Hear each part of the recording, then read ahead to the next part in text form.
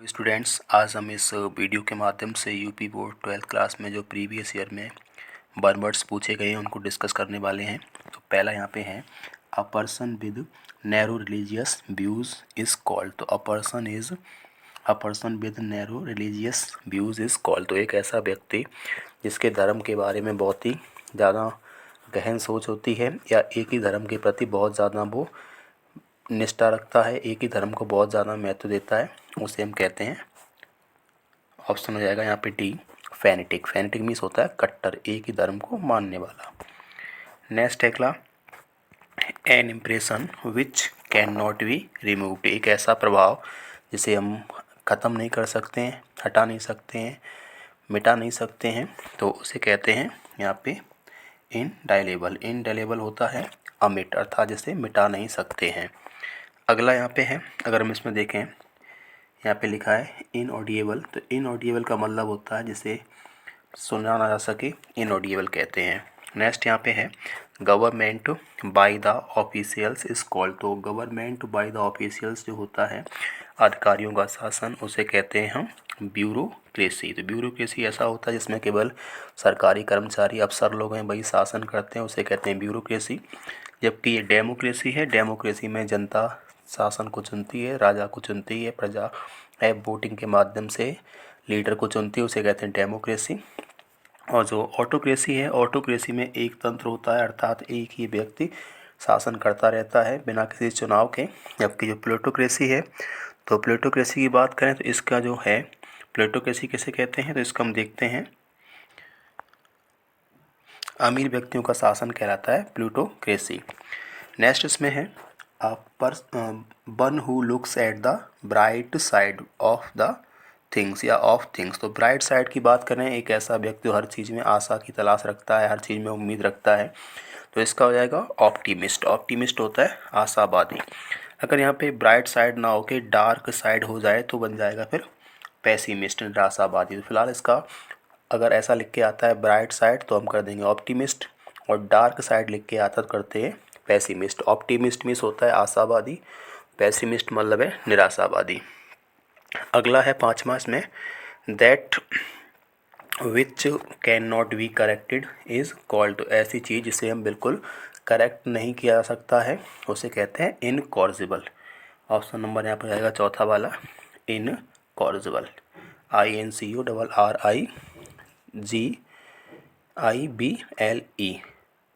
तो इनकॉर्जिबल होता है असंशोधनीय, अर्थात जिसको सुधार नहीं कर सकते हैं।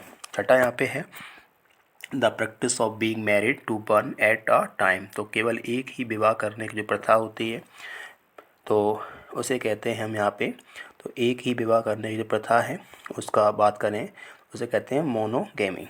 तो मोनोगैमी है, उसका मतलब होता है केवल एक ही विवाह करने की प्रथा, अर्थात एक ही बार विवाह करना। नेक्स्ट इसमें है remedy for all kind disease.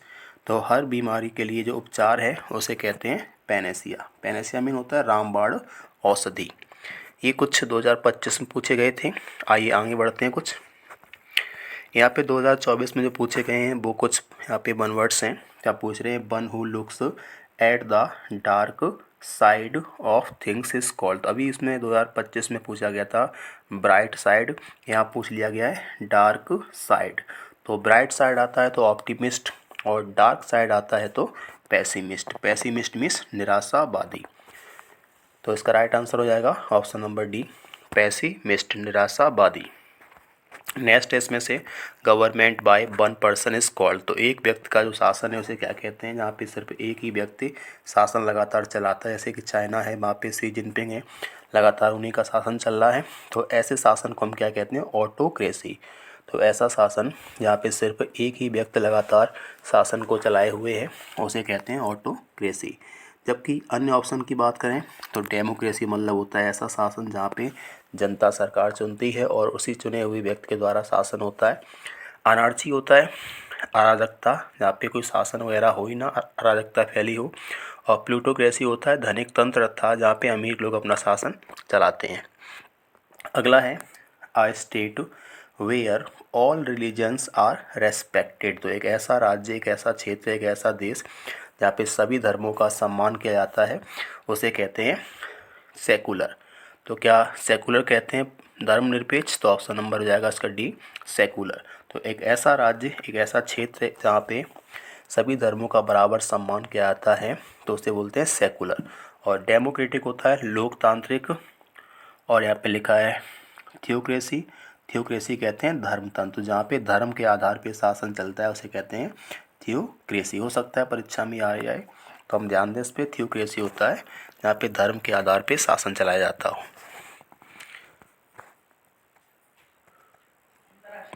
Government run by the representatives of the public.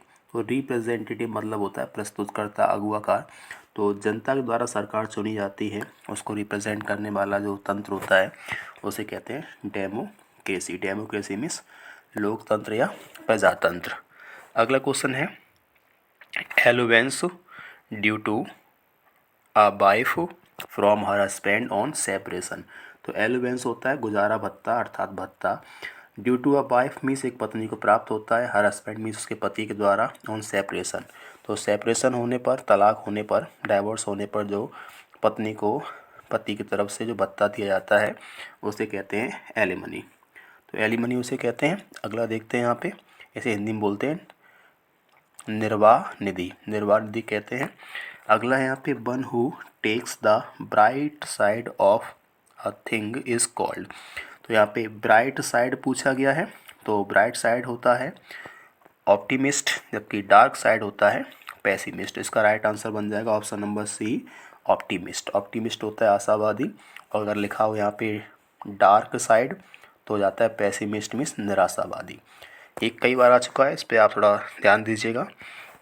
अगला क्वेश्चन यहाँ पे है 2023 में पूछे गए 1 वर्ड्स हैं, इनको देखते हैं। पहला यहाँ पे है डिसलाइक ऑफ और एवर्जन टू मैरिज इज़। तो ऐसा व्यक्ति जो मैरिज को, विवाह को नापसंद करता हो उसे क्या कहते हैं? तो यहाँ पे ऑप्शन नंबर इसका जो पहले की बात करें तो इसका हो जाएगा ऑप्शन नंबर बी, माइसोगैमी। तो माइसोगैमी होता है तो एक ऐसा व्यक्ति विवाह को पसंद नहीं करता है। अगर हम इसमें अन्य ऑप्शन की बात करें जो यहाँ पे दिया गया है बाइगेमी, तो बाइगेमी मीन होता है दुविवाह प्रथा, अर्थात दो विवाह करने की प्रथा कहलाती है बाइगेमी। जबकि यहाँ पे लिखा है पॉलोगेमी, तो इसका मतलब होता है बहुविवाह, बहुत सारे विवाह करना कहलाता है पॉलीगेमी। और जो यहाँ पे अगले पढ़ते हैं आगे, तो अगला इसमें दिया गया है a person who does not believe in the existence of God. तो डज नॉट बिलीव जहाँ पे आता है मतलब ऐसा व्यक्ति भगवान में विश्वास नहीं करता है, उसे हम क्या कहते हैं? तो अगर विश्वास करे तो क्या है, विश्वास ना करे तो क्या है? तो ऐसा व्यक्ति भगवान में विश्वास नहीं करता है उसे कहते हैं एथीस्ट। एथीस्ट मीन्स नास्तिक। अगर इसमें से हम यहाँ पे ए को हटा दें तो इसके लिए क्या बनेगा? तो अगर ऐसा आ जाए a person who believes in God तो हो जाएगा थीस्ट, और अगर does not believe in God तो होता है अथीस्ट। तो जब भी अगर हम देखें अगर कोई व्यक्ति भगवान में विश्वास नहीं करता है तो अथीस्ट कर देना है, और अगर कोई भगवान में विश्वास करता हो तो इसका अगर ए हम हटा देते हैं तो बचता है थीस्ट, THEIST। थीस्ट होता है भगवान को मानने वाला। अगला यहाँ पे है a foreigner who settles in a country is called. तो एक कोई विदेशी व्यक्ति है आकर के किसी देश के अंदर रहने लगता है तो उसे क्या कहते हैं? तो एक ऐसा विदेशी व्यक्ति जो अपने देश को छोड़ के किसी दूसरे देश के अंदर आ जाता है, वहाँ रहने लगता है, तो उसे बोलते हैं अप्रवासी। ऑप्शन इसका हो जाएगा इमिग्रांट। अगर कोई व्यक्ति अपने देश को छोड़ के दूसरे देश में चला जाता है तो उसे बोलते हैं एमिग्रांट। विशेष ध्यान दें, अगर कोई अपने देश के अंदर आ रहा है किसी देश, दूसरे देश को छोड़ करके, तो उसे कहते हैं इमिग्रांट, और देश छोड़ के कहीं दूसरे में जा रहा है उसे बोलते हैं एमिग्रांट। विशेष ध्यान कैसे दे सकते हैं? तो अंदर आने को कहते हैं इन, जिसमें आई वाली स्पेलिंग पहले आती है तो हम समझ जाएंगे कोई व्यक्ति देश के अंदर आ रहा है। और बाहर जाने को कहते हैं एग्ज़िट, तो यहाँ पे ई आ रहा है तो ई आने का मतलब है देश छोड़ के कोई जा रहा है। तुक्का लगा सकते हैं यहाँ पे हम। तो आई मतलब अंदर आ रहे हैं, ई मतलब एग्ज़िट कर रहे हैं, जा रहे हैं। Government by the rich is called. तो अमीरों के द्वारा चलाया गया शासन वो क्या कहलाता है? तो ऑप्शन नंबर हो जाएगा इसमें बी, प्लूटोक्रेसी। जो प्लूटोक्रेसी है इसका मतलब है अमीर व्यक्तियों द्वारा शासन चलता है उसे कहते हैं plutocracy. Option number B correct है। नेक्स्ट देखते हैं, a selfish person who always think of himself, एक ऐसा व्यक्ति जो हमेशा स्वयं के बारे में ही सोचता है, स्वयं के फायदे के लिए विचार करता है, उसे कहते हैं ईगोइस्ट। Egoist mean अहमवादी। अगला है यहाँ पे, one who seize the dark side of a thing is called, तो डार्क साइड ब्राइट साइड कई बार आ चुका है, तो डार्क साइड मतलब है पेसिमिस्ट, निराशावादी।